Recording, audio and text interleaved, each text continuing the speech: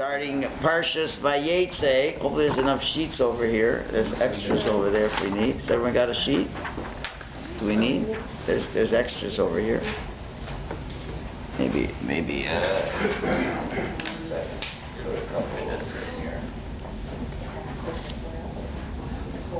Everybody can come right away.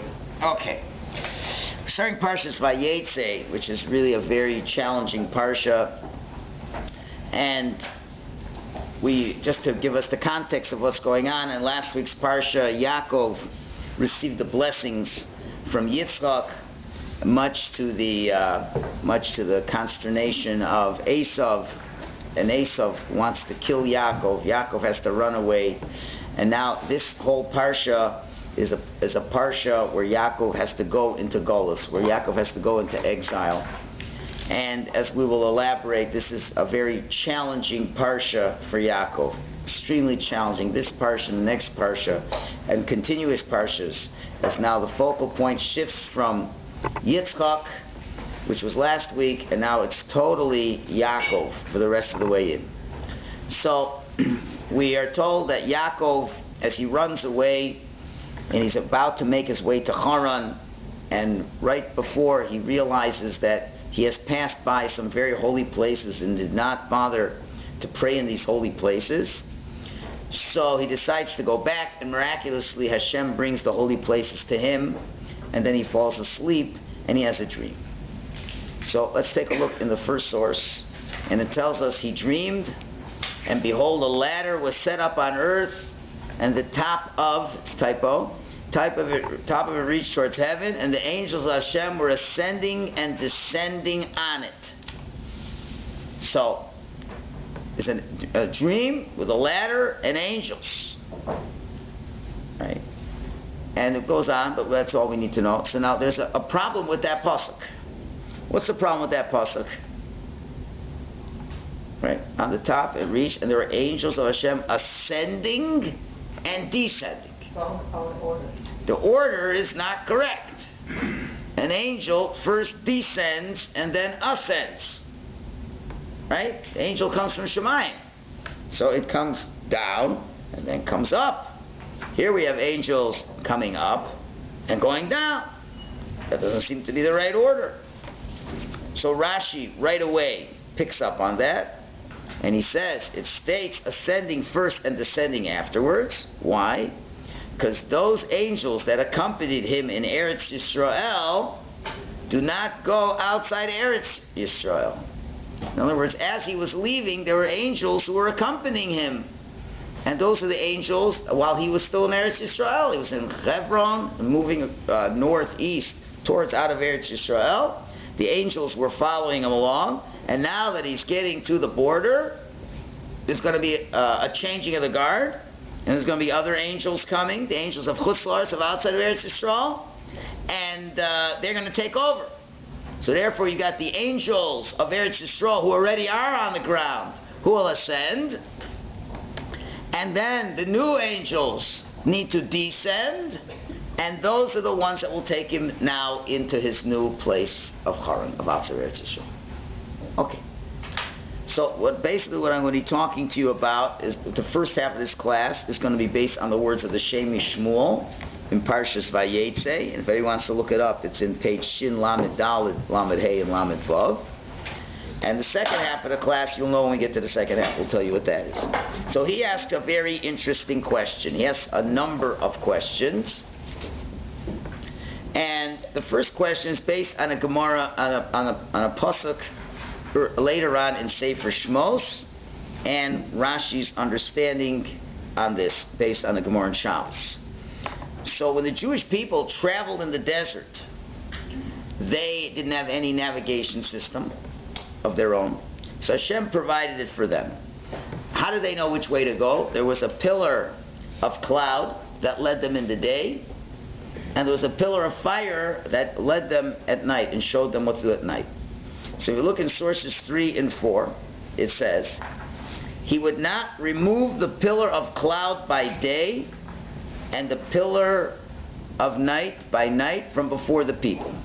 What does that mean? So Rashi explains, this saying that the light of the pillar of cloud would overlap the light of the pillar of fire. Now another typo coming up. And the light of the pillar of fire would overlap the light of the pillar of cloud. For before this one would set completely, the other would rise. What is Rashi saying?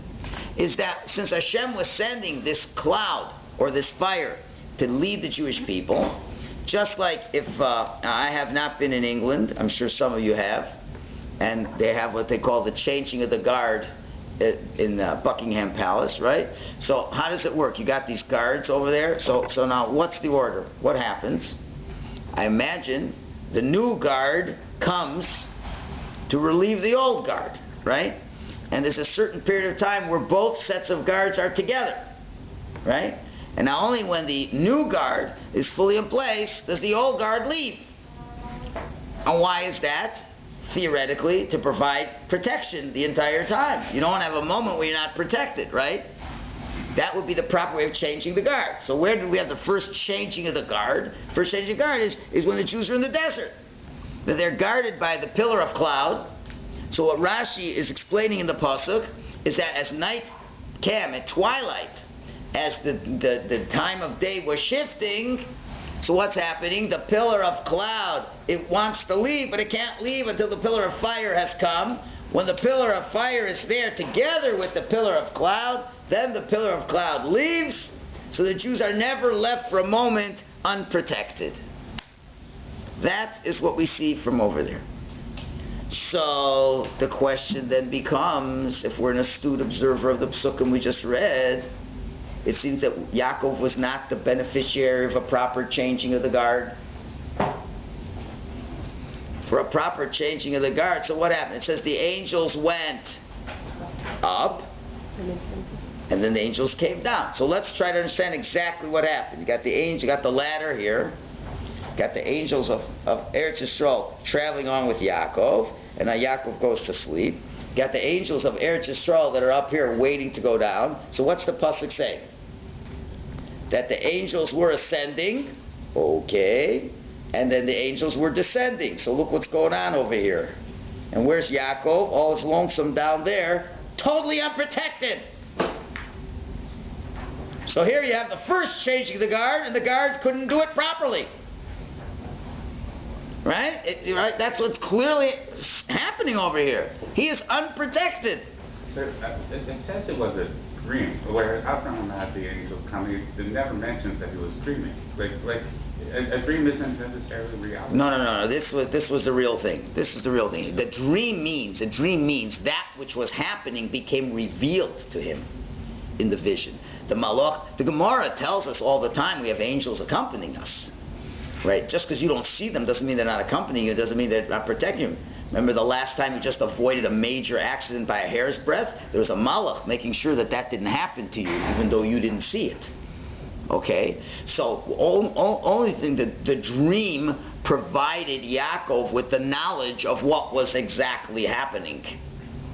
Okay? So he had the X-ray vision of the dream to show him what's going on.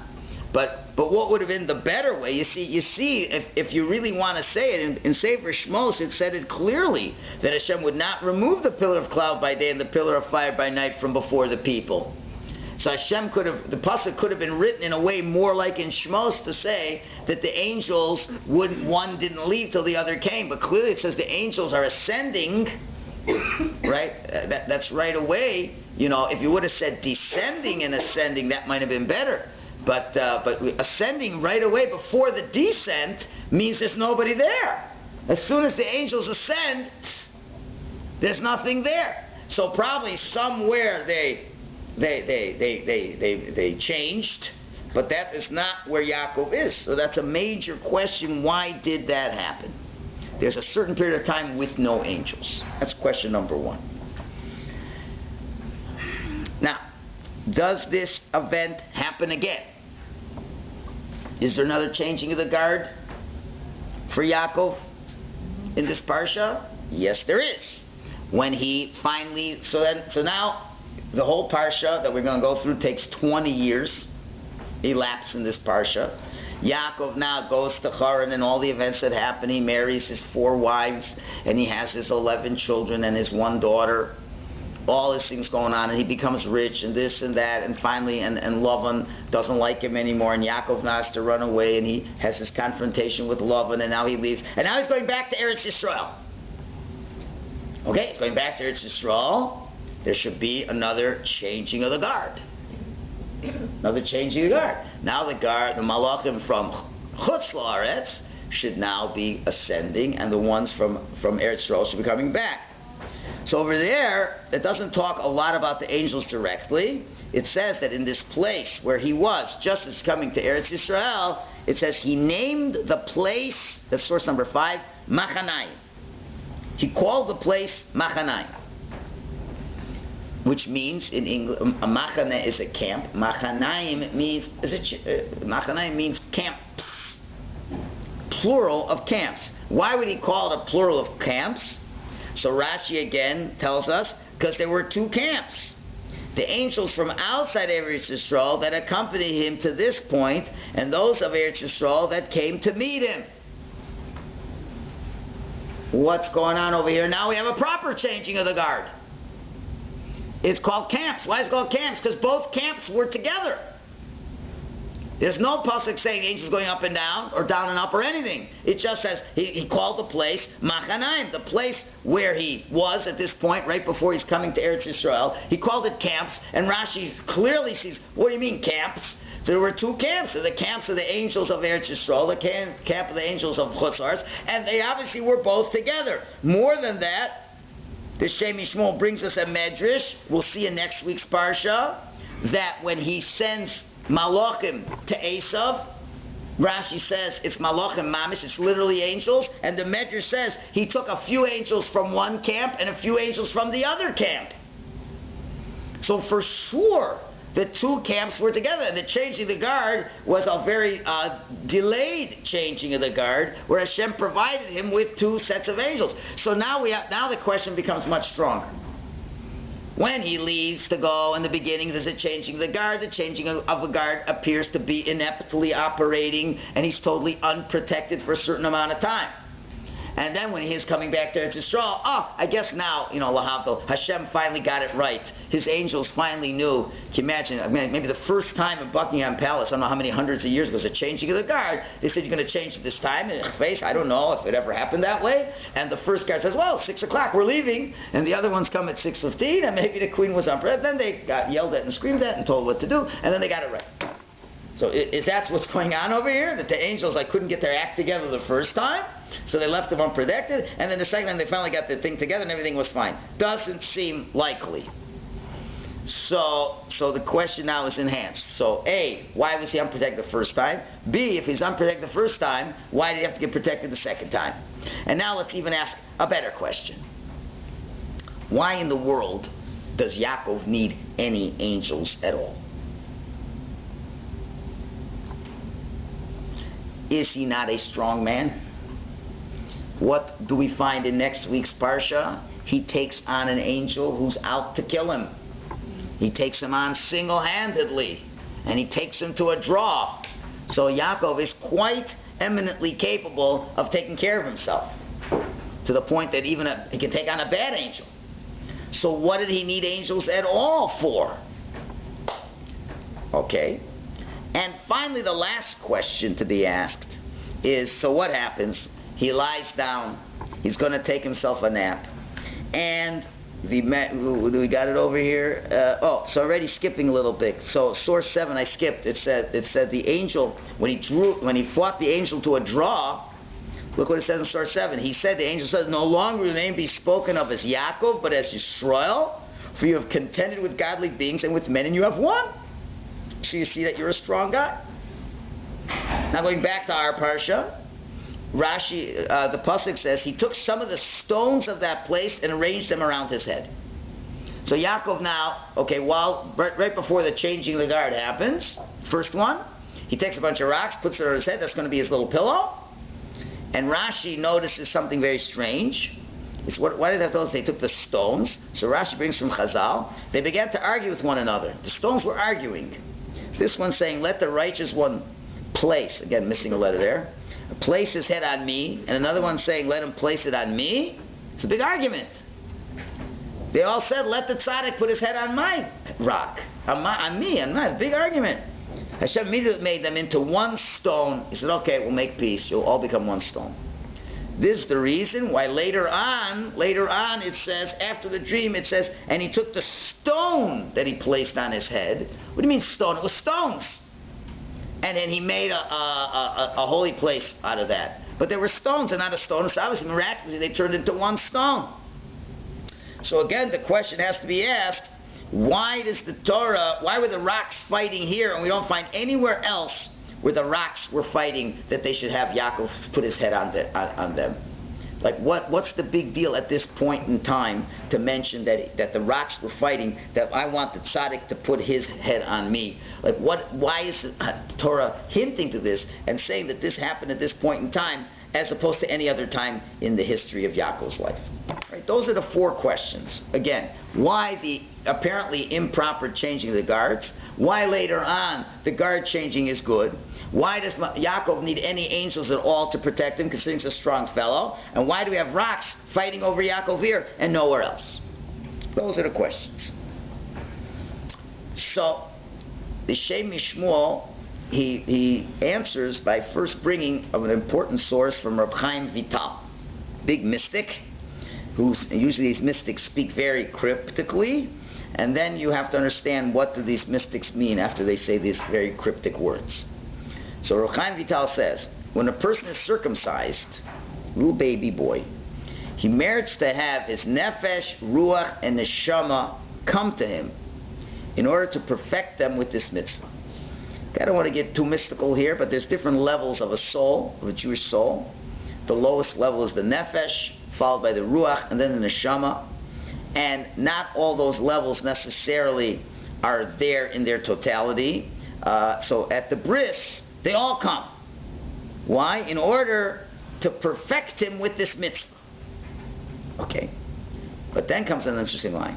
But right after the bris, but they then go away until the person breaks the klipos of the Yetzer Hara as he trains in mitzvahs. They go away until a person starts working on his avodas Hashem, his service of Hashem. Klipos is a mystical reference to, it means literally husks. The husks are the things that create barriers between us and Hashem. And we have many barriers that are between us and Hashem. And we have to do things to break those barriers. So they go away until the person breaks the barriers of the Yetzer Hara by doing the mitzvahs that he does. And then they all come back to him slowly, bits and pieces of the levels of his soul. Not to say, in other words, they become more conscious to his reality. So again, very small, enigmatic words that don't seem to make a lot of sense. So the Shem Mishmuel says a very fundamental point, and I think it's something we have to really, we've mentioned it in the past, but he really develops this very nicely and it explains a lot of interesting things. He says, just like, for example, when the Jewish people left Egypt, what happened, and we mentioned this one Pesach, we say that when the Jewish people left Egypt, they really were not a very spiritual people at all. They were very little different than the Egyptians. On their own, they were not worthy of any kind of redemption. And what Hashem did on the night of Pesach, is he revealed to the Jew unbelievable power that each and every Jew had. Spiritual power that they all had. And every Jew in Egypt felt very, very great. In terms of, they felt like they were a tzaddik. And this is a special gift that God gave. Where a human being, we only understand things in a sequential way. But the truth is, every Jew has these levels of soul. And when they are operating on full thrust, and a Jew is aware of it, a Jew is on fire. He's like unbelievably close to Hashem. He's unbelievably dedicated to Hashem. He has no greater simcha in his life. When those powers within the Jew, the soul that is inside of you, is expressed in a way that it enters your conscious reality, it blows you away. It's unbelievable what you feel you can be at that time. And this is what Hashem did for the Jewish people the night that they left Egypt. the day that they left Egypt, Hashem granted them a tremendous gift. What was the mystical term we call that? An itaruta de la'ela, an arousal from above. But the arousal from above is what we call easy come, easy go. Hashem gives you a great feeling, you didn't earn it, and therefore you lose it. You lose it. And the truth is that that's what happens every Pesach. Every Pesach, Hashem comes at the Seder night, and every Pesach you get this unbelievable feeling. Well, that's okay, but you're not very interested in Pesach right now. I think the last thing ladies are thinking about is Pesach right now. But let's now quote the 11th source where the Shem Mishmuel brings the following important rule. He says, at the beginning of anything, and at its dedication of a mitzvah, a person merits in everything that will ever be possible in this aspect or in this mitzvah. He says that whenever you start a project, or you're doing anything for the first time, or you've decided to undertake something for this first time, you merit, now this does not work scientifically over here, but whatever you're able to achieve in this mitzvah, you are given a feeling of full accomplishment of it at the beginning of what you've done. Right in the beginning. If you are now undertaking, today I've been inspired. We've had a very inspiring Shabbaton weekend, very inspiring classes. People now understand the authenticity of the Torah. A person can be very inspired, and a person really wants to do something about that. A person says, you know what, I want to know the entire Torah. Let's say, that's what I want to know. I'm so excited, I want to know the entire Torah. So, and you're starting a new phase of life. You've hit a crossroads in your life. So when you hit a crossroad in your life, Hashem does you the greatest favor. It happens to everybody. Hashem gives you that potential that everybody has. Hashem gives you all those potentials and gives you the feeling as if all those potentials have now been realized. That is the great gift that Hashem gives you. And He has to do that. Because if He doesn't do that, then you have no feeling for what direction you want to go and how important that feeling is. And there Hashem Mamish lets you, for that moment, you feel like I want to be a scholar, and you feel like a scholar, and whatever feeling you would get 25, 30, 40, 50 years down the line of really working hard to become that scholar and to be that scholar. If a person would sit for all that time to accomplish a certain goal, when you accomplish that goal, there's a great feeling that accompanies that. So what Hashem does is He gives you that feeling at the beginning of the process. That is what Hashem does. That's the deeper meaning of this concept of itaruta de la'ela, an arousal from above. And of course, and that's why everything comes from the beginning. Everything, the way the beginning is done, that's going to set the tone for everything. And that's an amazing thing. So, but the problem is, and he continues, and what does he say? But they leave him afterwards.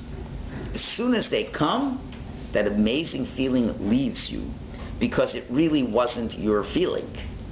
It was a gift. It was on loan. God lent you that incredible feeling until He earns each and every detail. Now, you had the feeling what it was to be a scholar. Now, work on it for the next 20 years. And now you're going to work and work and work and work. And then one day you'll accomplish it, and that feeling will come back. That feeling that you had 20 years ago, whatever, that feeling will now come back, and it's a different feeling, though. What's the difference between the two feelings? The first feeling wasn't yours, and the second feeling was yours. The first one was a gift. Hashem made you feel as if you were like a scholar. But you know, as we said in the early Shabbos morning class in Cambridge, we said that, Hashem wants to give us the ultimate, the purpose of life. It'll probably be next year's Parsha class for Tolos. The purpose of life is Hashem wants to bestow upon us the greatest pleasure imaginable. the greatest pleasure imaginable. And the greatest pleasure is what? Feeling close to Hashem. That's the greatest pleasure. But for that greatest pleasure to be the greatest pleasure, what has to happen? You must earn it. Which means it is not going to be easy. Right? Hashem wants to give you everything. Hashem is a loving parent. He wants to give you everything. But if Hashem gives you everything and you don't work for it, then you really have it. You really aren't happy getting it. Because nobody likes to eat bread of shame. Nobody likes to be a schnorrer and say, give me, and everything I have is because somebody else gave me. So really, you have to earn it. So that's the conflict in life. On the one hand, we want to have the best, and our Yetzer Hara says, but let's get it without any work. If you get it without any work, you really won't enjoy it. So now you got to work for it, but nobody wants to work. But that's the way the system is, and that's how we explained that, Avram, who's the basis of Chesed, has a son named Yitzchak, who is the basis of Din, where justice always have to come after kindness, because kindness without justice won't ever be a kindness. If somebody gives you, you feel like you're a nothing. The most unhappy people in the world are people born independent, born into rich families, and they don't have to do anything to make their lives important. And those are the ones with the biggest problems in the world. On the other hand, the guy who has to work hard for everything he's got, he really enjoys what he has. That's the way of life. Where everyone says, why can't Hashem just make it easy for me? Because if he made it easy, it wouldn't be worth anything. Why can't I just get up in the morning? Why can't when I wake up, I just want to run to Shul? Why is the Yetzer Hara telling me sleep in bed? Because if you just want to run, if Hashem gave you the little pill and it makes you run to Shul, you don't feel good about going to Shul because you didn't have to accomplish anything to go to Shul. Why does God make Gemara so hard? Why can't I just go to the class and it's nice and easy? When I go to the movies every Saturday night, it's easy. Sometimes it's a hard movie, get these complicated movies like, some of these that you have to halt cup. You have to remember it was in the beginning, the middle. You have to really pay attention to a little word here. People just like action, So why can't the Gemara just be like that? I go to the class, it all comes into my mind. Rather, I just had a class this morning, 8 o'clock. After half an hour, all the guys walked out of their heads with their heads dazed. And they don't know a word that's going on. We spent a half an hour, and they don't know a word that's going on. Why? Because now they got to spend time tonight. We're going to spend time tomorrow. We're going to work on it for 3-4 days. Break your head on it till you understand it. Now that's my piece of Gemara. That's mine. You got to work hard for it. This is a rule of life, and this is unfortunate that the secular world is teaching us one of the greatest lies that have been perpetrated by modern society is that everything should come easy. It goes against what the Navi says. The book of Eov says, Adam Lamol Yulad, a man was created to toil, which means to work hard. That's the only way you will be happy in life. This is where the Calvin ethic came from. Although not totally, but that's the way life is. This is the rule of life. If you don't want that rule of life, forget it. You're going to always be miserable. Always be miserable. You're always either going to want everything to come easy, and it won't. And when it does come easy, you won't like having it. That's a rule. That's a rule of life. You can't get around it. Get over it. Just like there's a law of gravity. You want to fly all day long. It ain't going to happen. Forget it. It ain't going to happen. Right? I want to be happy without doing any work. It ain't going to happen. Just get it out of your mind. You want to be happy? Hard work. Hard work. And so now Hashem is so kind. So before you have to start a really hard job, so Hashem gives you this good feeling. Oh, did that feel good. I just felt like I was a scholar, that I finished the entire Talmud. Oh, that felt the vision, the dream.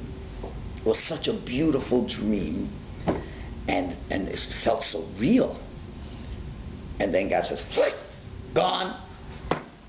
Now, you want to feel that way again? Yes, it was so good. It felt amazing.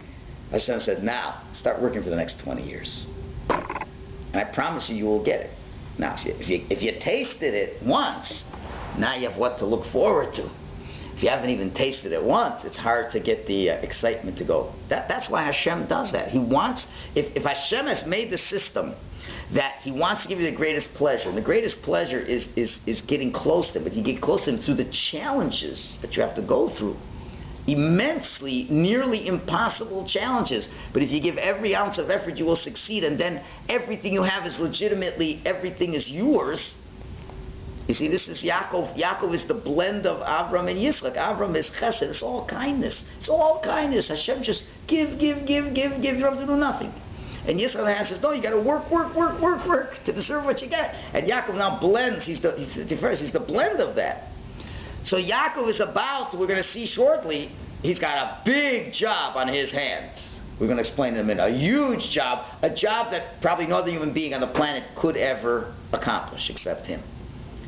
So now Hashem has to give him that vision. But we're running a little bit ahead of the game with Yaakov over here. But this is the yesod that he says. This is the fundamental point, that any beginning of anything in your life, Hashem will give you the feeling of complete accomplishment in that area, as if you've already done it all. But since you really didn't do it, He can't keep that feeling with you, and therefore it's gone immediately afterwards. But the Shem Yishmul ends, but there still remains an impression. And via this impression, it is easier to earn the details. You come back to that impression. You come back to that dream. You remembered what it was like, and it felt so good, and that's going to keep you going. So, and this is where he explains, therefore we see in so many areas when we begin, we're always so happy. This explains a very important phenomenon. That's why he said Pesach night, everybody's happy. Everybody's happy Pesach night, except the wives. Everybody's happy Pesach night. If you really are thinking about the Seder, you really feel happy. And then the day after Pesach, gloomy, you feel terrible. Why? Because that great feeling was taken away from you. And even if you don't realize it's going on, but that's what happens. It's the post-Pesach blues. Right? Same thing with a bar mitzvah. Same thing with a wedding. Same thing with a new job. Same thing with anything that has a beginning. You know, the wedding was great, right? And if you stretch it out to Sheva Brachos, it's still great. And then the next day, you know, at the wedding, what's coming at the wedding? Unbelievable things are coming at the wedding. Under the chuppah, they say, under the chuppah, each of your children, it's neshamas, come to the chuppah. They're all under the chuppah, because whatever you're going to get out of that wedding is going to be at the chuppah. So you're going to have 5 children, 10 children, 2 children, 8 children. They're all there at the chuppah, because remember, they're neshamas. Your children's neshamas. They were in Shemaim a long time ago, right? Just waiting for you to bring them down. So on the chuppah, Hashem says, "Hey, it's the chuppah. Your parents are tell the neshamas. Your parents are getting married. Okay, so let's go to the wedding. So they're all down at the wedding." All your kids are at the wedding. Now, this explains a lot of things. When I saw this many, many years ago, after I got married, you know, explains something unusual. That's why people have surprisingly, unusually, extreme emotions at a wedding. Especially the chassan and kala. And they don't know what's overcoming them. Why am I feeling this way? I don't normally feel this way. I remember at my chuppah, I was very happy knowing who I was going to get married to, you know, and I could not explain it, and I'm not the kind of guy. You should know, I'm not the kind of guy. Under the chuppah, I was bawling under the chuppah, and I'm just not that kind of guy at all, you know. And mamish under the chuppah, I was like crying like a baby, you know, and it was like one of these wonders that went with me for many years. I said, I don't know. And people say, what was that? I said, I don't know. Like I wasn't wimping out, you know. It was like, and then like, you know, right after the chuppah, everything was back to normal. Yeah, happy and all that. So now you understand, you know, all your children are going to come to the chuppah, the ones that are born alive and the ones that are born not alive. And all the sufferings that would happen come, and you don't even realize what's coming. So all kinds of different emotions are coming because you are being shown, even though you're not seeing it all. But the struggle of, let's hope, 80 years of marriage, is all put before you, and all the accomplishments, and to realize, there's a lot that you were going to accomplish. It's all coming there, and it hits you out of nowhere. Right? So then it becomes a little bit more understandable. And everyone will react differently, but it's not normal business as usual under the chuppah. It's just not a normal time. And that's why, the rabbis got to be very careful. That's why the rabbis got to instruct the chassan and the kala, because they're like, most of them are just clueless. They just point me which way to go. It's like, because there's nothing wrong with them. They're being overwhelmed by a spiritual force that they've never seen or felt before, and which they won't again till much later in life again. So they're being totally overcome, and and the rabbi's got to do. Even though the rabbi sat down with them weeks before, say, "This is what we're going to do. You're going to take the ring. You're going to this. You're going to that. Everything." And you go to and he say, "Don't talk before I make the bracha till after you explain all things." Is worthless. They come under the chuppah and they're just. Because they're being overtaken by certain spiritual feelings that are just they're not at the chuppah anymore. And you tell the chassan, okay, these are it's like crazy, like the rabbis be always looking out for mistakes because they're going to have them. I did a chasana, and I tell you, okay, now everyone knows Harei At Mekudeshes Li Kedas Moshe Yisrael, right? That's like kind of an easy one, right? Everybody knows those are the words you say. I figure, okay, this one and this was a guy who knows how to read. He knows Hebrew. It's not like some people have to read it from left to right instead of right to left, right? He knows exactly it. And he goes, Harei Abdes Kedas Moshe, and I'm already thinking of the next step, the Sinai. Kedash Moshe was it, and thank God, and that's why you have two. Why do you have to have two witnesses to the chuppah? Because the rabbi, because I'm already thinking of that. Okay, he's already saying Harei At Mekudeshes. He ain't going to blow this one. It's not like the guy doesn't know how to read Hebrew. He doesn't have to point out. Repeat it. Harei At Mekudeshes. This guy knows it, right? So the witness points and says, Rabbi, he said Sinai. What? Like you're not supposed to do that, right? Like, I'm watching. He has to say the words right before he puts the ring on. Right before it's the ring on, not before. It's not. So because of Kedas, okay, he's going to put the ring on. I'm already thinking of the next step. Because I also have to, when he's doing that, you don't know what's going on. The stress the rabbi's under the chuppah. Nobody realizes. Everybody says, oh, there's a nice chuppah. They don't know the 5 things the rabbis say. When you know that when the guy puts the ring on the finger, I have to watch the 2 witnesses watching him put the ring on the finger. Because I have to because if the witnesses don't watch, then they're not married. Because the 2 witnesses have to see the exact moment. And that's where those photographers can cause all kinds of problems. That photographer wants to get that picture so that the witness won't see it. So whenever a photographer, I was in New York, I says, Rabbi, is there anything you'd like me to do on the chuppah? I said, get out of my way. I said it nicer than that. But I said, get out of my way. Get away from the chuppah. Only the photographer can do is make the wedding invalid. That's the only thing they can do. I'm telling you, it's not a joke. Sometimes you have this guy. One time I had this forever, right in the and he goes, he just comes through that camera right in there. And I got to pull him away because the witnesses can't see what's going on because he's getting the picture. Maybe every witness should have the camera and they should look.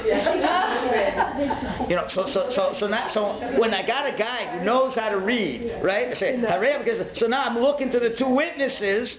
And so for a second, I said, because that's Moshe, So I'm not, the last thing I started to say, Sinai. So it says, he said Sinai. I said, okay, got to do it again. That whole wedding was a comedy of errors anyway, but that was another story.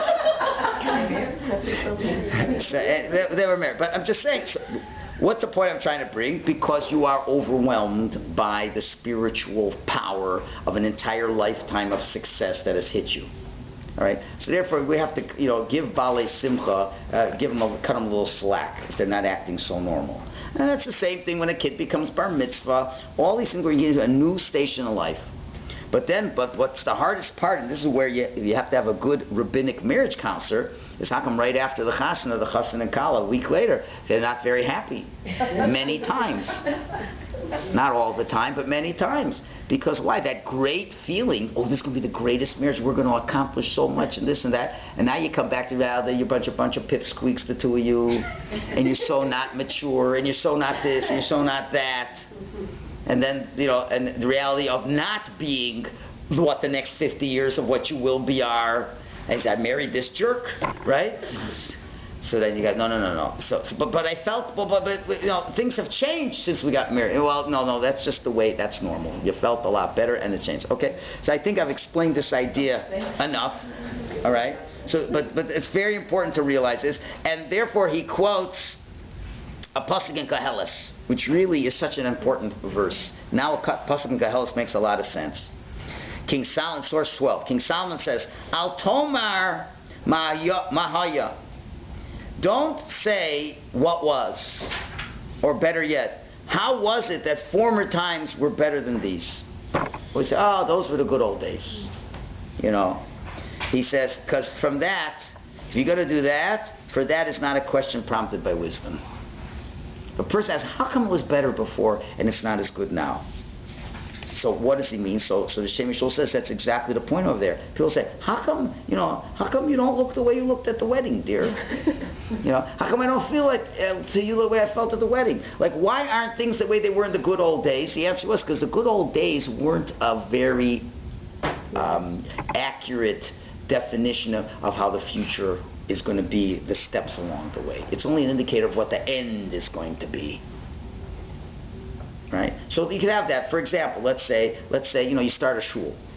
Give me an example, starting a shul. You start a shul. The first dedication of shul, everybody's excited. Everybody feels great. It's going to be the greatest shul. We're starting a new school. It's going to be the greatest school and all this. Why does everybody feel so excited? You know why? Because Hashem is already giving you in advance a feeling of what it'll be, this amazing, great, huge shul with all the events that have happened and all the Kiddush Hashem that happened, all those things, and you're overwhelmed. Everybody feels so excited because it's all unfolding very quickly before it really unfolded. And then a few years pass and say, it's not the same shul it used to be, this and all those things. The answer is because now you got to do the hard work. You see, the part, everybody likes the good feeling part, but the hard work feeling, that nobody wants. And that they're making a mistake. They're saying, well, that good feeling was what I wanted. Well, that really was the undeserved kindness. See, everybody likes it for a little moment, but if Hashem would have given you the whole way through, you would be hating that too. Now you got to do the part you don't like, getting the deserved kindness. You got to deserve it and earn it and work hard. And building up a congregation, building up a school, building whatever you're building up. Really, there's more hard work than anything else. And then only later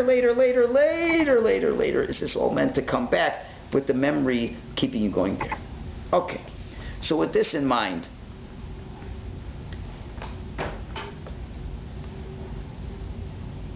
just want to see if there's anything else. Yeah, okay. So now we can understand back to Yaakov over here and what's going on over here. With Yaakov is going through a new crossroad in his life. And there's many hints to this in the Chumash. Number one, we are told that the sun set early in the beginning of this parsha, which is most unusual. And we're going to see, whatever happened to that early sunset, we're going to find out in the middle of next week's parsha that the sun rose early. And those are like bookends. Yaakov is going through a very critical new phase of his life. He has stolen the blessings from his brother, as his mother told him. And as we've said in other years, that Yaakov, really his mission in life was to develop the Avraham personality. He was supposed to be a man of kindness. That was his job. Learning Torah, that was his job. And Esav was supposed to be the one to develop the attribute of Gevura and control, and that was his job. And since Esav wasn't doing his job, and now the future of the Jewish people would be in danger, and there would be an imbalanced Jewish people. So Yaakov has to now go somewhere where he would never plan on going in his life. He has to go to Haran. He has to go now and develop a whole new aspect of his personality. He has to now change. He would have always been just good old Yaakov had Esav done what he was supposed to do. But since Esav didn't, now Yaakov has to become Yisrael. He has to become a new person. He is now at a new crossroads in his life. For 63 years, he was living his life one way. and he had fulfilled his mission in life. This was what his mission in life was. But now, because of the way events turned out, he now has to do something else. He has to now undertake a brand new project. A brand new project developing Esav's attribute of control, and more than that, it becomes even a third project. And he has to be one human being who can hold both attributes together at the same time and develop a brand new attribute called Tiferes, which means a simultaneous combination and blend of kindness and control at the same time, which is humanly impossible until this point in time. Which I don't want to get into all the details of. That's another time for another Parsha class. But Yaakov has to develop a whole new personality within his old personality, and the new personality, the new additional personality, will bring, so to speak, a third personality type, which is the brand new of Tiferes, and that will make him an unbelievable person. That's when and when does that happen? When did he succeed? 20 years later, when he fought the angel. He fought the angel, and he was victorious. He was victorious, and the angel said, "Now you are called Yisrael, because you're able to fight with angels." He was that showed he had reached that level. So now, so this is a new epoch in his life. He's getting a new point in his life. So what has to happen according to the rule? Hashem has to give him every spiritual success in potential in him right now. This Yaakov, who was Yaakov, who as good as he was as Yaakov, but Hashem is saying, you are going to become a Yisrael one day. And this Yisrael is going to be the most amazing human being who ever lived on the planet. Because he's mamish right by the throne of glory. Yaakov is called the Bechir Ha'avos, the choice of the patriarchs. What he does, if you look through the Parsha, what he does is beyond what an Avram did and beyond what a Yitzchak did. Avram stayed within his personality, so to speak, but developed it. Avram is great. He developed kindness, which was amazing. And Yitzchak developed Gvur, which was amazing. Wasn't Moshe the most amazing person who ever lived?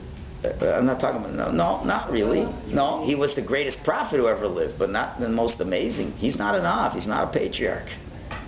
He's not a patriarch, and he is not up at the throne of glory. He's not from the wheels of the chariot. We're not taking away from Moshe. But who did, like Moshe? A lot of it was a gift. He was very humble. It was this. We're not taking away anything from Moshe. It's like trying to a sports buff trying to figure out what was the greatest player in baseball history. Do that. You can argue forever. Was it Babe Ruth? Was it Ty Cobb? Was it was it Sandy Koufax? Was it who's a player now? I don't know who's good now. Whatever. You say, well, that was in the 20s, and big Michalowicz, who's the best? So we're not going to do the same thing with the Avos. With holy people like this, we're not in the league to Avos. But he is called the Bechir Avos. Yeah. What are we called? We're called the B'nai. Not B'nai Moshe, not B'nai Avram, not B'nai Yisrael. We're called B'nai Yisrael. Means he had the most difficult task that a human being had to do in his life. We just have no idea. We're so far away from what it means to develop a personality trait that didn't exist before. We have no idea what that means. So Avraham Yitzchak did that. And what does he do now? He has to take the one that takes the two opposite personality traits and keep them together.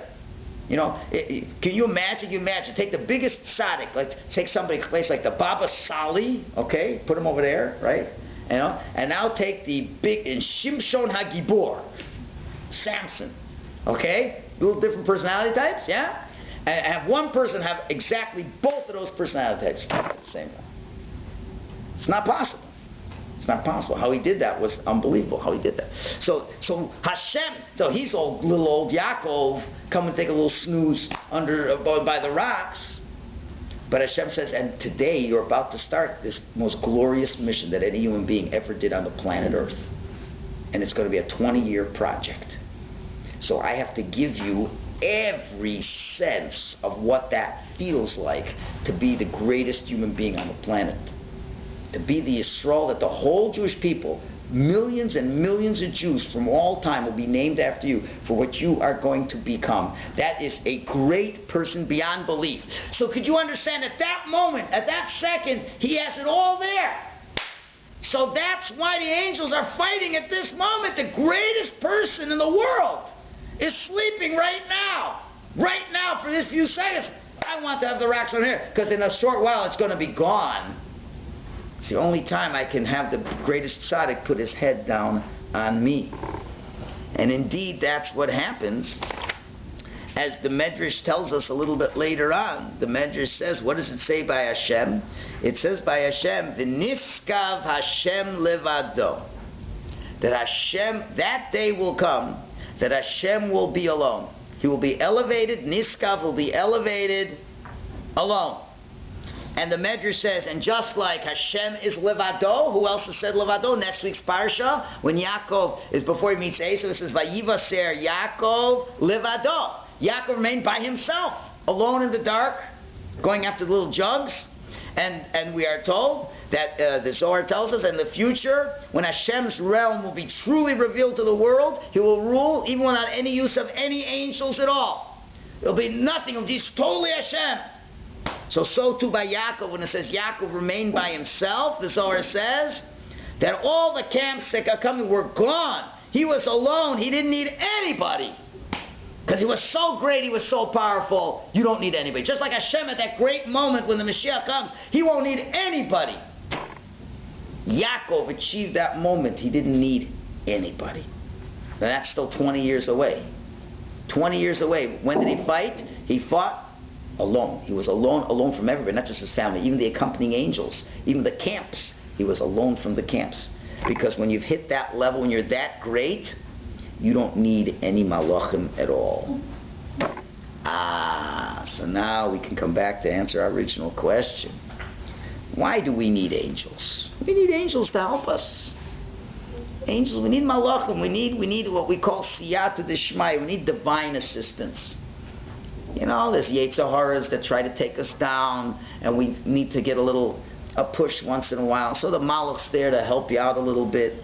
And Yaakov, when he leaves home, he's very scared what's going on, and Esau's trying to kill him with alifas and everything that was going on over there. So Hashem said, he needs an angel to protect him, to get where he's going. Because as great as he is as Yaakov, but he's under a lot of challenges. He could give up on his faith. There's all kinds of things going on. So he needed angels then. And as he's going to go to Haran and deal with Lavan for 20 years, he's going to need angels too. He's going to struggle hard to develop a new personality type. He's going to need a lot of help. But at that moment, when the transition takes place, and he's at the crossroads, and he is now leaving this first part of his life, he's moving on to the next part of his life, Hashem gives him a photo picture. At that moment, he's sleeping under those rocks, saying, you are going, and that's all the blessings he gives him. He says, all the beautiful blessings he gives him, that the Jews are going to come from you, and this and that, all the things he's going to give him. He's saying, you have a destiny, and he gives him the entire feeling of accomplishing that destiny. And at that moment, no angels. The changing of the guard, he doesn't need to be protected. He is being foreshadowed what he will be 20 years from now, where he will not need an angel. He'll be so great he won't need an angel. And at that point in time, he won't need either. And that's what Hashem is hinting to him. When you have all this greatness, you don't need anybody helping you anymore. So that was at that beautiful moment in time. He wakes up. It's gone. He's not feeling like this amazing Yisrael. And now he needs the other angels to guide him along the way. And now he needs them the whole way to help him with his struggles that he's dealing with. Right? So now he needs the angels as well. Therefore, even at Machanayim, he still needs to be protected, and then the changing of the guard has to be done properly. It can't be a moment when you're not protected, right? But then shortly afterwards, after the end of this week's parsha, we move into the next parsha, where he now has developed those last vestiges of the perfection of the 20 years of effort. Then Hashem says, now you're going to be alone. And you're going to be able to stand alone without an angel helping you at all. And that becomes the two bookends of this part of the Torah. bookend number one is the dream of the ladder, where the angels leave him temporarily. Because why? He has this tremendous feeling of what the growth is going to be. You don't need any angels then. Then, the hard work for 20 years, where you need angels every step of the way to help you. And then when you finally succeed and accomplish that goal, next week's Parsha. And that's also, like I said, the sun went down early. Sun going down early means, it's like when you have this new undertaking, you don't think you're going to do well at all. It's like your sun went down. You're in confusion. I don't know what's going on. Why I'm listening, but things are happening that I don't even understand why they're happening. He doesn't know what's going on. So his sun goes down. He's not clear. Hashem says, now give him the vision. Look what I'm giving you now. Look what you can get out of all this that's happening. Great things going to happen out of what you think is a terrible situation. Whoa, you don't need angels for that. Then boom, it's gone. What's going to be? Okay, the angels got to help you. And now for 20 years he's working, struggling, till and then he needs angels even to the end. Even to changing the guard he needs to have two. We can't be for a second alone. But then find that last moment where he's developed everything and he is able to deal with that enemy angel. Hashem says, you're not going to have any help now. Now you've reached the point where you can accomplish it on your own, and he does. And that's when he reaches the apex of his career. What he dreamed about today is what came into actuality 20 years later. And at both times, he's alone. At both times, he's alone. So now, with this, you can explain another beautiful thing. So far, okay, so I hope there's something of interest here. But now explains a very enigmatic thing that every Jewish family does every Friday night. Okay? Why, right before we come home from Shul, we say, Shalom Aleichem, Malachei Hashareis, welcome the angels. Boachem l'shalom, Malachei Hashareis, come in peace. Baruchuni l'shalom, Malachei Hashareis, give us blessings. We said before we come home from Shul? Or? We come home from Shul. So we come home from Shul before Kiddush. What did I say? After we come home from Shul, before Kiddush. Before Kiddush, right? You welcome the angels into your house. Then what do you say, the fourth line? Say it's going to solve them. Please leave. Well, you just invited them in. What are you kicking them out for? Did you ever think about that? Yes. What kind of a friendly host are you? How do you explain this? How does a religious person explain this thing to a secular Jew? So I always say the first half, welcoming the angelic forces of the Shabbat, and I leave it at there. If I would say what it really is, I'd be in trouble. We're welcoming the angels, and then we're kicking them out. It's good. So good thing most of these kind of guests, they never really look inside and read what it says, because they'd have a very similar. Do you ever think that's what you're doing? Imagine you invite a guest to your house and you kick them out. You realize that's what you're doing, right? But if you understand what's going on in this week's Parsha, and you understand that the Shabbos, what is the Shabbos called? Shabbos is called Nachlas Yaakov. It's called the inheritance of Yaakov. Anyone who keeps the Shabbos properly gets an inheritance that's limitless, just like Yaakov. Hashem says, "Ufaratz Yom of Akedim v'Negva, the Tzafon of Negva." You're gonna increase to the north, to the south, to the west. Yaakov has limitless boundaries. Shabbos has limitless boundaries. People don't realize what the Shabbos is. The Shabbos, you're getting into Me'ein Olam Haba. You're getting into the world to come. It's a taste of the world to come. Do you realize what it means for a person to sit in the world to come for 25 hours? If we understood what was going on, then we'd understand why we say the things we're saying. We don't understand what's going on. We don't understand what we're saying. We don't understand what it means, what Shabbos means. It's not, I'm tired and I have a rest for the rest of the week. That is absolutely not what Shabbos means. It's what it means for people who just have not outgrown their childish understanding of Shabbos. Shabbos is the biggest work of the week. It's the hardest day of the week. Baruch Hashem. Shabbos is you now are doing the work of developing what it feels like to be in the world to come after you will die. That great feeling of dveikus and tanug, cleaving and delight, which is a lot of work on Shabbos. Shabbos is not a day to sleep. It's a day to work. Right? And the success, the opportunity is from the beginning of the Shabbos, the end of the Shabbos, you are to be a different human being after exposed to that kind of a Shabbos.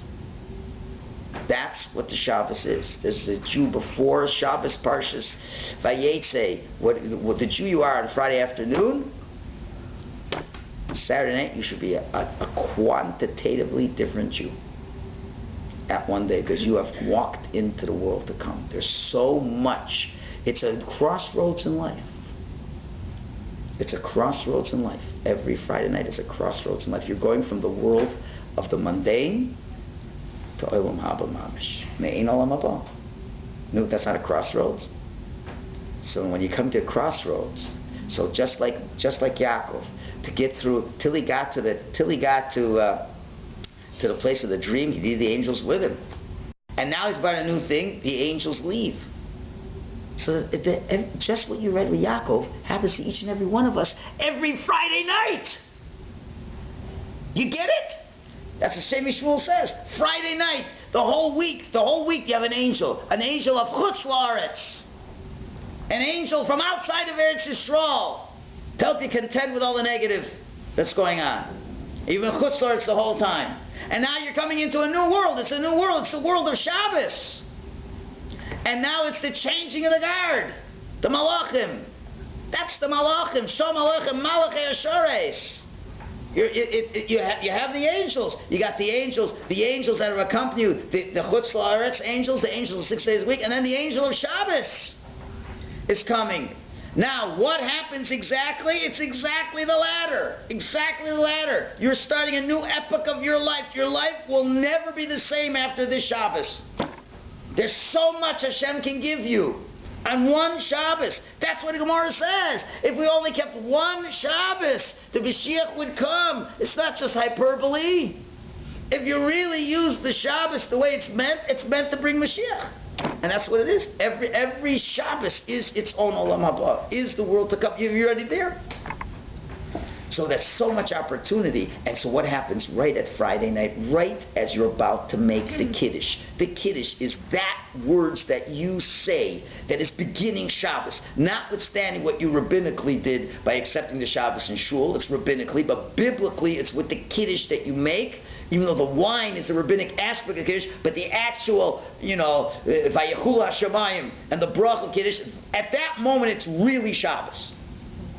That is the moment of Shabbos. So at that moment, Hashem implodes into you everything that Shabbos could bring into you. And that's why everybody feels good on Shabbos. The question is, they don't know why. And at that moment, what do you do? Hashem says, you don't need any angels. They're changing the guard, they're changing, and they're not in your house at all. That spectacular moment. Now, I want to ask you a question. Now, in other words, you're never going to be any greater than you are on a Friday night. Well, let me check that. I'll correct that in a second. But right now, that Friday night moment, at that moment of Kiddush, you are greater than you've ever been. And all that Shabbos is bringing into you is into you temporarily at that point. Okay? You really are a full person. So I want to ask you a question. When would be an optimal time for a parent to bless their child?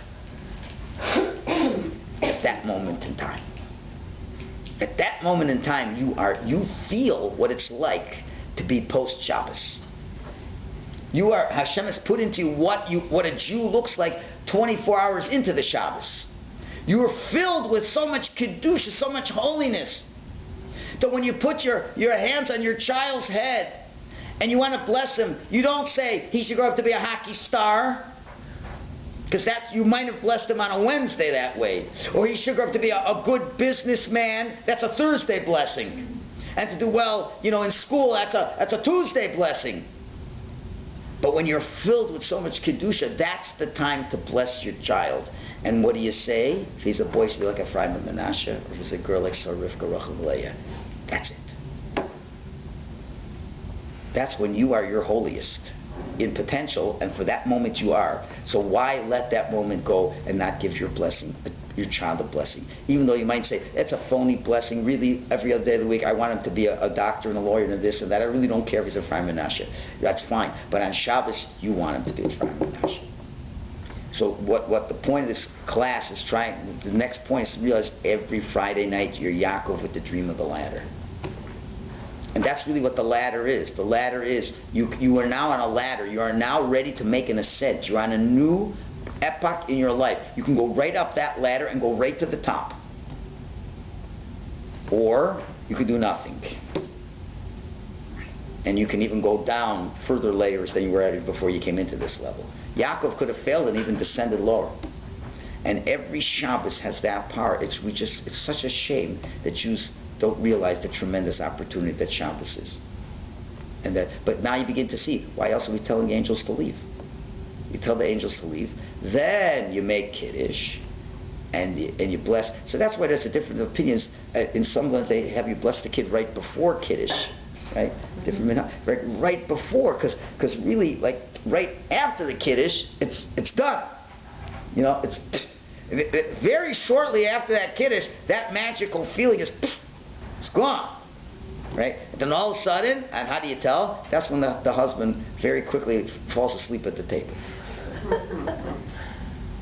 All of a sudden, that great. You walk in the show, good Shabbos, right? Shabbat Shalom. Isn't that? I don't know. The ladies, I think, also you like the candles. It's a very special moment, right? And you're saying some Tehillim, and you're waiting with excitement for the husband to come home. You hope, and the husband's coming from Shul, and the Malachim are with you. It's amazing, this and that. You make Kiddush, and all of a sudden. After Kiddush, all of a sudden the husband's tired, and all of a sudden, all hell breaks loose at the table, and you start talking about politics and Lashon Hara and this and that. What happened to the Shabbos? It just went down, right? So so right after Kiddush, one of those malachim comes right back that says, "You need my help." The malach's back, trying to help you. You got to just take help, and then the hard work of Shabbos begins. The hard work that you should earn your Olam Haba. You understand? Shabbos, Hashem is saying, I'm giving you Olam Haba. You're going to get another layer of Olam Haba. But you don't want to get a free gift. You want to feel like a schlepper and a beggar. You're going to work for it, right? You're going to work for it. The food you eat is a trigger to develop your closeness to Hashem. This miros you're going to sing opens up your neshama. The Dvar Torah, as the Torah says, Shabbos is meant to learn Torah and to sing praises of Hashem, and that's been the whole time, and sleeping is of a minimal amount, right? And you leave it from Motzei Shabbos. What should be now? Motzei Shabbos, after you've been engaged for 25 hours in the world to come, and now you've hit this amazingly great level, you've now felt an amazing level, and now Shabbos is gone. You're finished. You're devastated. You have to come back to this crazy world you're at before. Then it's time to go to sleep. See, everything's reversed. Everything's reversed in this world. The time to be awake, we're asleep, and the time to be asleep, we're awake. Motzei Shabbos, after a real Shabbos like this, so that's why you need to have a Malava Malka. You have to have a Malava Malka after Shabbos, because you can't take going back to this world. You need something to soften the blow. So, by the way, we're having an amazing Malava Malka in the Shul this week. with all our Belzer friends from Borough Park are coming. Everyone should come to that Malava Malka. There's no better place for you to be on a Motzei Shabbos than there. Right? And then you have a proper Malava Malka, then you go to sleep. You're tired. You really worked hard. And that's when you're supposed to sleep. Motzei Shabbos, Sunday, great day to sleep. But everything, one of the great curses of North America is that Sunday became a free day. So now that's the day I got to really do what I have to do. I got to go shopping. I got to this, go to that. So there's only one day left to sleep, and then Shabbos. What a waste! What a waste! Hashem is giving you on a golden platter. He's giving you a golden platter, the world to come, and we just use it to sleep. Okay, listen, we have to love all Jews and judge them favorably. At least they're sleeping. They're not going to work. But now you understand why you say tell the Malachim to go away, and that's why in the Siddur, what does it say in the Siddur? Where are we over here? Does it say in the Siddur? So, verse 14. And it's after Shalom Aleichem. Ki malachav yitzavach l'shmorcha b'chol derechecha. Right? That's the next little. I don't know. A lot of people don't say that when you finish the first verse, but the next line's a critical line. I don't know how people just don't sing it. It's not in the main four stanzas. I know some guy got lost. What do we say? For his angels he will charge for you to protect you in all your ways. Yeah, because now when you're going to come back to the struggle, We sent the angels away, but in a moment we're going to need the angels again, right? But then it says, Hashem will guard your departure and arrival from this time until eternity. But eventually, you just want to be only with Hashem. Eventually, you want to not have to have the angels. You want eventually that we don't need the angels, and you just have Hashem at the end. And that's really what you're saying, and that's what you're appreciating, what the Avoda is at this time. The minhag of saying Eishes Chayil after Shalom Aleichem, and then the Eishes Chayil needs a whole other class. Eishes Chayil needs a whole other class. What that means, maybe one day we'll do it, but it's a whole. It can't do justice in 2 minutes. It deserves its own class. Okay, so now this is one last thing to mention. Wow, I didn't think that would take so long. Okay, one last thing to mention. We'll do this very quickly. I should spend an hour on this next point, but you only get 5 minutes on this next point. So the question then is, so now what do you do to not lose that? You lose that moment. Remember, you lose that moment, right? It's very devastating. So what does Hashem want you to do? So what does Hashem want you to do? So look in source 15. Yaakov rose early in the morning and took the stone that he had placed at its head, and he set it as a monument and poured oil on the top of it, and then he made a vow to Hashem. He said, Hashem, if you return me back to this place intact, and as all the things you said are going to happen to me, I vow I'll make this into a holy place. So what did he do?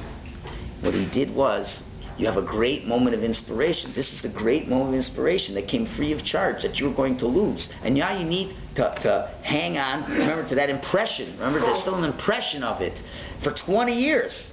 So yeah, that was a nice impression, but what you must do is to concretize that inspiration into something very tangible and very real that you can focus on. But like when you deliver a baby, you have to have a focal point, right? Give a little picture. After our first child was born, my wife always had a picture of Mayer when he was a little baby as her focal point. Whenever she was pushing and breathing, she's going to bring another Mayer into the world. And that's where your focus is. You forget about all the pain, right? You have the focal point. What's the focal point to get you through all the pain of 20 years of working to be that person that you want to be? That was that rock. And obviously, I've laid the cornerstone of the Shul that I'm going to develop when I come back as the great person Hashem you made me to be. You have to make a solid, tangible thing that can draw you back to it. Something great happened, I must do something demonstrative to make that happen. Right? So, and that's why it explains, and this is beautiful, what the Vayetze Rebbe says. Oh, you really should read the whole piece. The Vayetze Rebbe, in his work, A Student's Obligation, one of the greatest educational psychology books that were ever written in the early 1900s by a chassid. It says, when he talks about your avodas Hashem, he says, it's not enough, however, to merely resolve in a general way to serve God as a Jew. You say, I want to be a good Jew. I have resolved to be a good Jew. You must attempt during moments of spiritual elevation to mend and correct the undesirable qualities you recognize within yourself. It is true that while a Jew is engaged in intense prayer, it is better for him not to make all sorts of accounts, to dirty his hands with his faults. It is better that he pray and learn with fire and enthusiasm and draw near to God, as it says in sacred books. But directly after praying, and he says, even during the reader's repetition of the Amidah, listen to this, or during moments of fiery spiritual awakening that occur independently of prayer. In other words, when you get to those Kodak moments, you should try to mend your personal defects. For it is impossible to search for leaven except by candlelight. When you are aroused and inflamed by a spark of holiness, search and fix yourself before the light is extinguished. For example, here's a practical now. I believe you have it in this part of the notes, maybe. I only took a little quote of it. He said, if you have a bad temper, now you're coming to one of these great moments, meditate as follows. Is it good for me to become angry and be banished from before God? For the Talmud says, when he becomes angry, he does not even consider the Shekhinah as important as himself. And also, rabbis say, whoever becomes angry is to worship idols. You should think about that. Should I be so debased as to continue to allow myself to get angry? Will I rebel against the God of Israel, God of my life and soul, whose presence I feel within me at this moment? I resolve not to become angry from now on with all my heart. I resolve this. Master of the world, help me to stick to this determination not to get angry. Then he says, you must establish this resolve and these thoughts within your heart and soul so firmly that when you begin to lose your temper, become angry at another point in time, you'll remember how shameful anger seemed to you. and the resolution you made not to become angry. It will be easy for you to gain control over yourself and calm down. In other words, when you get this special moment, that special moment where Hashem's sending all those energies to you and you're really feeling great, so then what do you do right afterwards? Right after says, how did I just feel? Right? When you feel, take one aspect. If I'm that great, does it suit me to ever get angry? And how terrible anger is, and make it so clear how this behavior can't exist anymore in your life. And it's so clear to you. Your mom should take a picture and say, see how you felt when Hashem showed how great you are, and now you're looking back, what kind of schmo I was? I never want to do that again. And that was so intensely honest. So that little picture, that feeling, like photograph it. And the next time you begin to think of anger, bring back the album. You know, this idea of having albums, which is the biggest narishkeit in the world, but there's one lesson to learn from it. There's one lesson from albums. You have to make an album of your soul's desires. And you need to pull out a picture once in a while. You know, maybe the album helps if the wife's thinking to divorce her husband. She brings out the wedding album and says, oh no, I really love him. Maybe if that would ever happen, right? That's what it would be good for. That's what it really. So you have an album of your real intense feelings. I had a real intense feeling, and it was real. It wasn't phony because Hashem gave it to me. He knew what I could be. I could be a person that doesn't get angry.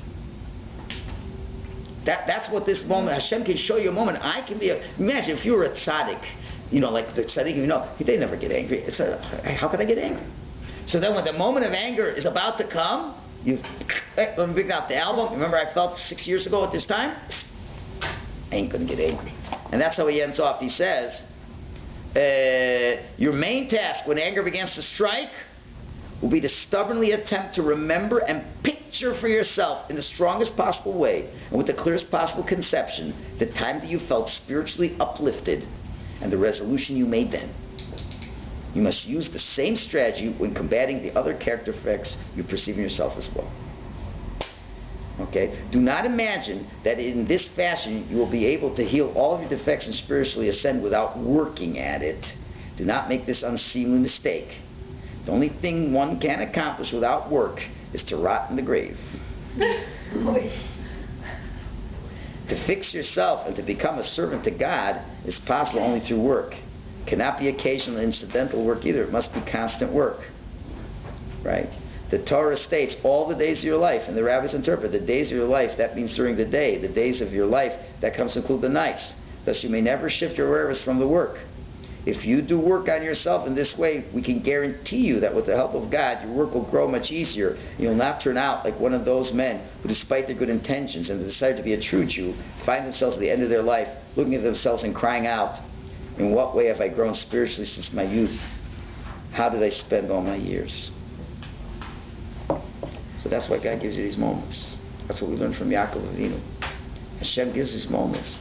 And this moment is coming up in 3 nights. Friday night. Think about that moment. Picture those Kodak moments at that moment. Make a concrete action. It doesn't have to be physical like a rock. But it should be a picture right before Kiddush. Think of something that is really you don't want to do in your life anymore and you want to stop it. Or something really good in your life and you want to get it. Because Hashem has put you in an elevated state and that's the time to take that picture. You're going to get a really good picture then. You're going to be really in focus. And then you're going to be able to draw from that for many years to come. So, very powerful lesson from Yaakov. Hashem should help us to be aware of these moments and to take advantage of them.